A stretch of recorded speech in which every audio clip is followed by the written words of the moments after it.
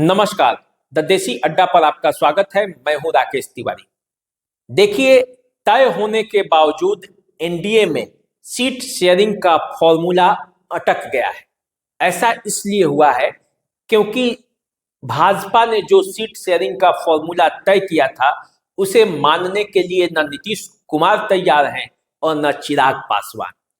दोनों एनडीए द्वारा सुझाए गए फॉर्मूला को रिजेक्ट कर दिया है और ऐसा माना जा रहा है कि जो फॉर्मूला एनडीए ने तय किया था उस पर अब नए सिरे से विचार करना पड़ेगा, क्योंकि नीतीश कुमार चाहते हैं कि किसी भी कीमत पर 16 सीटों पर वो चुनाव लड़ेंगे और चिराग पासवान भी अपने 6 सीटों के लिए अड़े हुए हैं। ऐसी स्थिति में जो भाजपा ने फॉर्मूला बनाया था कि 17 सीटों पर भाजपा, 15 सीटों पर जदयू, 5 सीटों पर लोजपा जिसमें पशुपति पारस भी होंगे और 2 सीटों पर उपेंद्र कुशवाहा और 1 सीट पर जीतन राम मांझी की पार्टी चुनाव लड़ेगी, वो फॉर्मूला फेल होते दिख रहा है। नीतीश कुमार का मानना है कि 16 सीट से एक भी सीट कम नहीं होना चाहिए, क्योंकि पिछले चुनाव में वे 16 सीटों पर विजय हासिल किया था, तो उससे कम होने का तो सवाल ही पैदा नहीं लेता। उसी तरह चिराग पासवान के 6 सांसद जीते थे। हालांकि उनकी पार्टी टूट चुकी है, पार्टी 2 धड़े में बिखर चुकी है, लेकिन एनडीए के सबसे मजबूत घटक दल में एक चिराग पासवान के समर्थकों का मानना है कि असल वोट चिराग पासवान के पास ही है, इसलिए टिकट उन्हें ही मिलना चाहिए। हालांकि पशुपति पारस भाजपा के साथ लगे रहे हैं, लेकिन उनके भी टिकट पर संकट के बादल हैं, क्योंकि लोजपा रामविलास ने यह दावा किया है कि 6 सीटों के लिए बीजेपी से उनकी बातें हो चुकी है।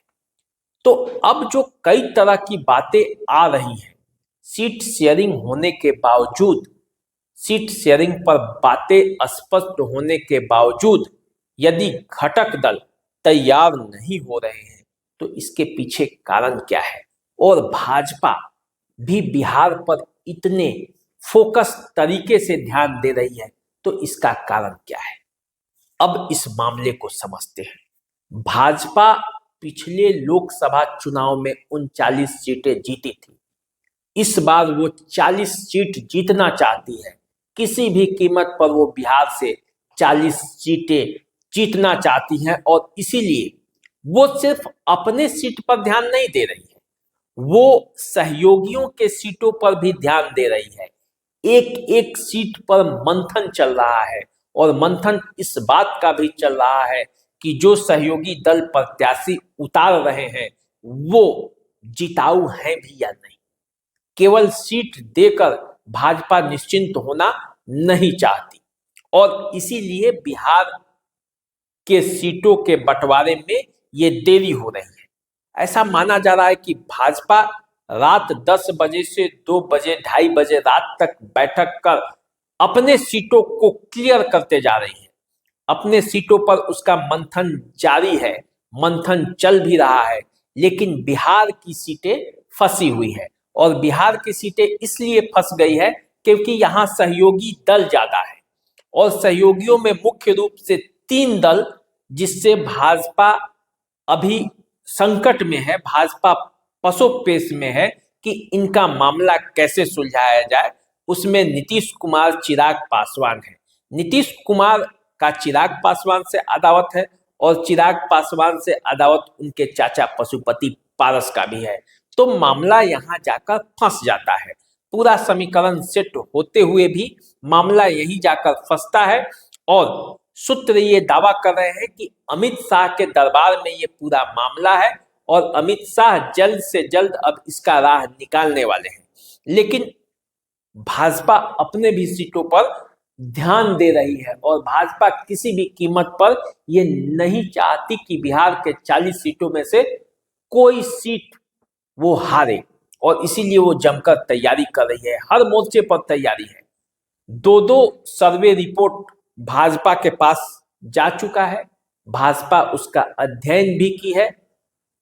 लगभग 30 से 40% सांसदों का टिकट कटना तय माना जा रहा है। सूत्रों ने ये जो खबर दी है उसके हिसाब से 30 से 40% सांसदों का टिकट कट जाएगा।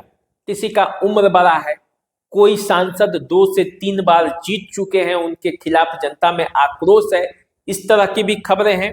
और इसीलिए भाजपा अंतिम रूप से एक और सभी 17 सीटों के लिए पर्यवेक्षक नियुक्त किया है।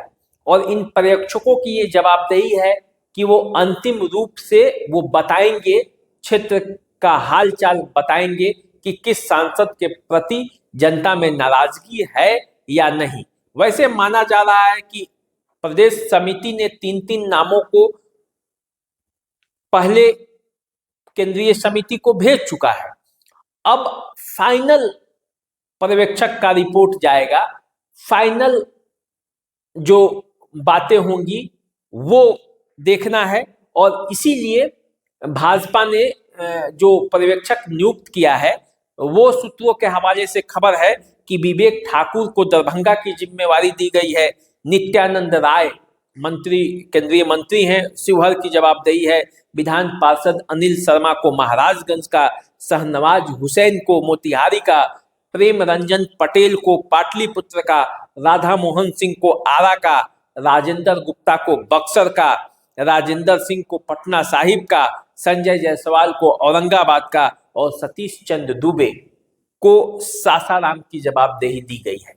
वहां इन्हें रिपोर्ट अपने केंद्रीय समिति को भेजना है कि इन सांसदों की गतिविधि क्या है। हालांकि कैसे सांसदों का टिकट फाइनल होगा ये सभी जानते हैं। प्रधानमंत्री नरेंद्र मोदी और अमित शाह ही अंतिम मुहर लगाएंगे कि किसे टिकट मिलेगा और किसे टिकट नहीं मिलेगा। लेकिन जमीनी स्तर पर भाजपा का जो संगठन है वो चुनाव के मौके पर सक्रिय रहता है और हर स्तर पर उसका सर्वेक्षण भी होता है, उसकी टीम भी काम करती है और उसी का नतीजा है कि चुनाव में बीजेपी आजकल हर जगह बाजी मार रही है। तो इस बार क्या आकलन है, इस बार किन किन सांसदों का टिकट बचेगा और किसका कट जाएगा, ये सोच सोच कर जो बीजेपी के सांसद है उनकी सांसें फूल रही हैं। किसी को ये नहीं पता कि उन्हें इस बार टिकट मिलने जा रहा है या कट जाएगा, क्योंकि बीजेपी बड़े गोपनीय तरीके से अपने सांसदों का सर्वेक्षण भी कराया है और टिकट के बंटवारे पर भी ध्यान दे रही है। एक एक सीट पर मंथन किया जा रहा है। तो ऐसी स्थिति में क्या होगा, किसको किसको टिकट मिलेगा, किसका टिकट कट जाएगा, ये अभी आपको थोड़ा समय देना पड़ेगा। अभी थोड़ा समय है इसमें क्लियर होने में, और जब क्लियर होगा तब भी मैं आपके सामने आऊंगा और बताऊंगा कि आधिकारिक घोषणा के हिसाब से किसको कितना और कौन सा किस जगह से टिकट मिला, कौन प्रत्याशी है, कौन चुनावी मैदान में उतर रहे हैं। लेकिन अभी जो खबर थी वो यही था कि नीतीश कुमार और चिराग पासवान के चलते मामला अटका है। भाजपा हर स्तर पर तैयारी कर रही है, वो कोई रिस्क लेना नहीं चाहती और रिस्क लेगी भी नहीं। बिहार की राजनीति में अभी क्या होगा उसे देखने के लिए हमारे साथ बने रहिए, देखते रहिए द देसी अड्डा। चैनल को सब्सक्राइब कर लीजिए, फेसबुक इंस्टाग्राम पे हमें फॉलो कीजिए। नमस्कार।